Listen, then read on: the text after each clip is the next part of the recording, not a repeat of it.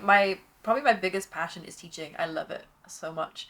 It's just very hard to fully commit to coaching someone, or I could teach class, but I'm not technically like a coach, because I feel like there's a lot more that comes with that, and I'm not in a place to be able to do that, unfortunately. But it's something I really look forward to doing in the future. I'd love to have a gym one day. That's like something I'm really looking forward to, and it's something I'm kind of putting off more than anything, just because I know that this freedom I have right now to be able to train full time, to be able to compete and travel, is really, really rare, and I don't want to take it for granted just because I'm excited to go into that phase of my career. I don't want to jump the gun too early, but I think it's something that's going to bring me more happiness. I love competing, I love training hard, and that brings me a ton of happiness.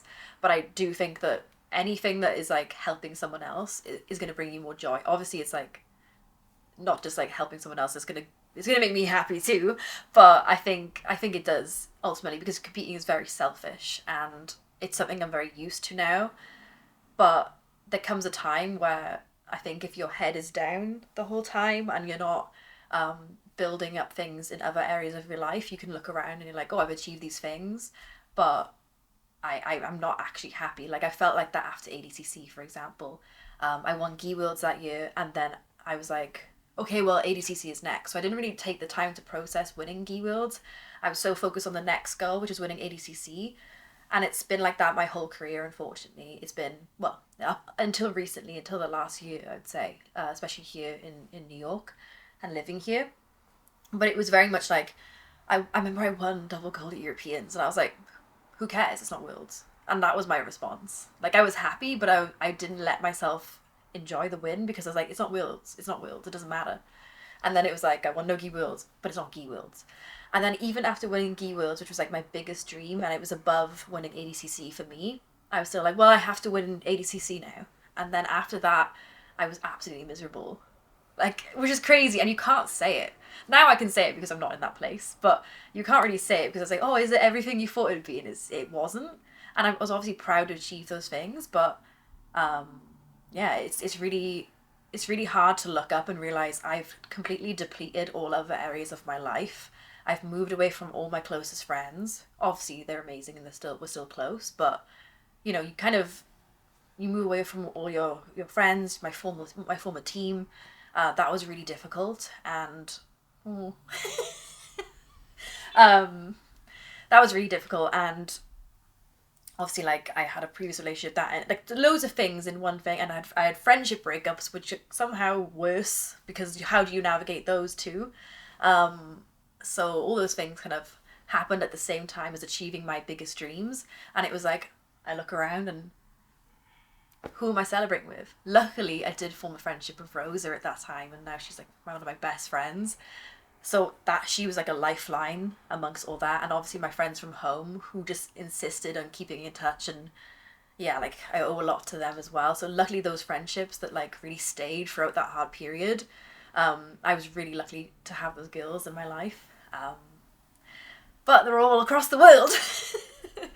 But now, like a year on from that, now I guess it's a year on from, yeah, Jesus, it's a year on from ADCC, and it's like such a completely different thing. I'm so much closer with the team at Essential, because back then, like, I was so new to the team. It takes time to build those relationships, and like I can't go from spending like 5 years in Ireland and having all those girls I was close to and like the team I had there as well, to like 6 months. You can't build the same bonds in that time. But now it's been more time here.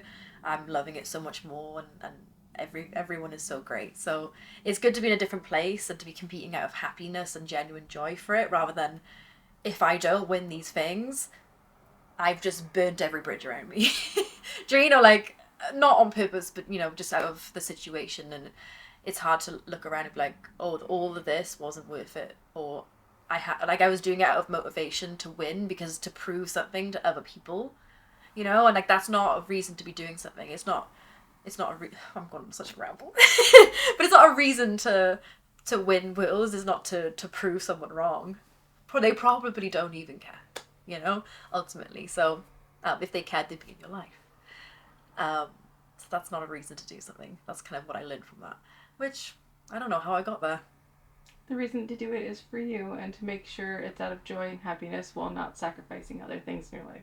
Yes. Like, obviously, for 6 weeks, I have to sacrifice doing super fun things, but I am happy to sacrifice those things. That doesn't mean I have to sacrifice relationships or people, or not that I think I did that, but just I got used to growing up with not like a ton of close friends, and I think it was very easy for me to be like, well, lone wolf, like, even though wolves aren't alone, they're in a pack, but that's a weird phrase.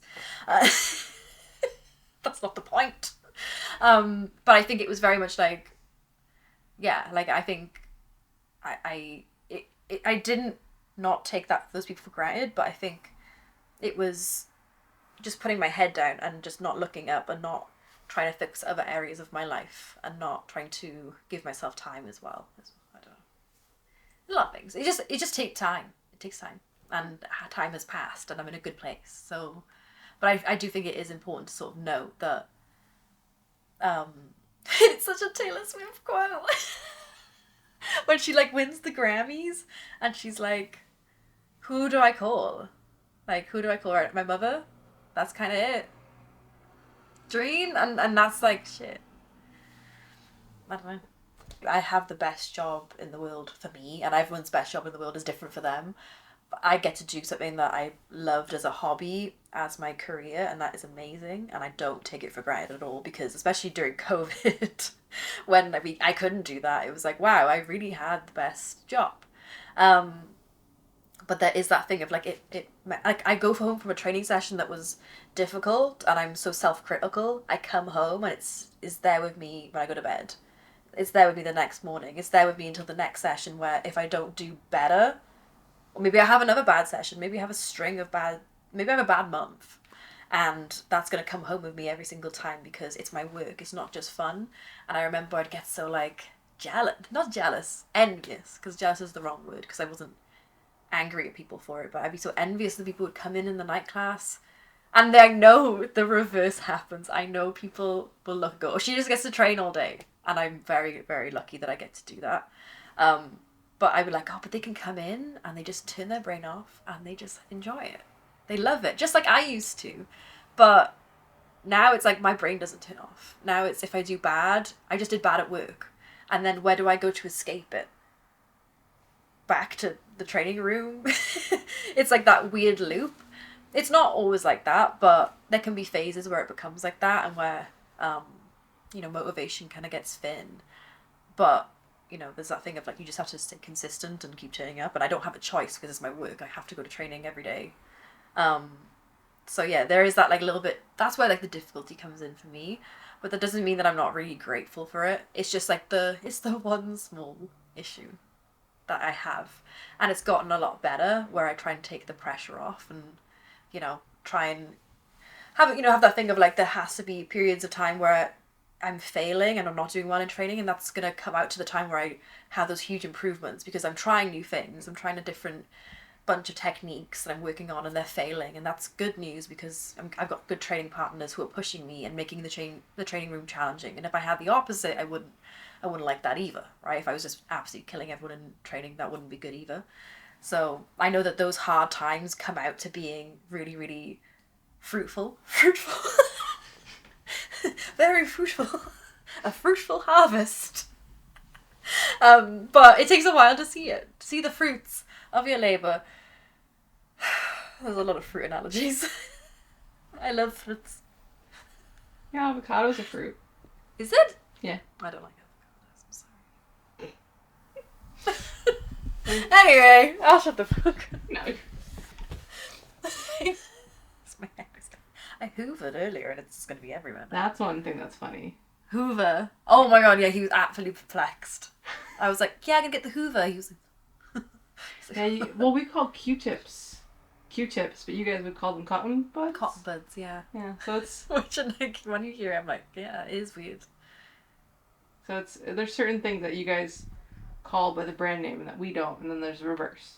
Yeah. So, like Band-Aids, plasters. Oh, plaster, yeah. That's such a weird thing. I find that one like... Yeah. Plaster is a little bit under the skinny. Yeah. It gets under your skin, you're like, I don't like that wording. What a Band-Aid.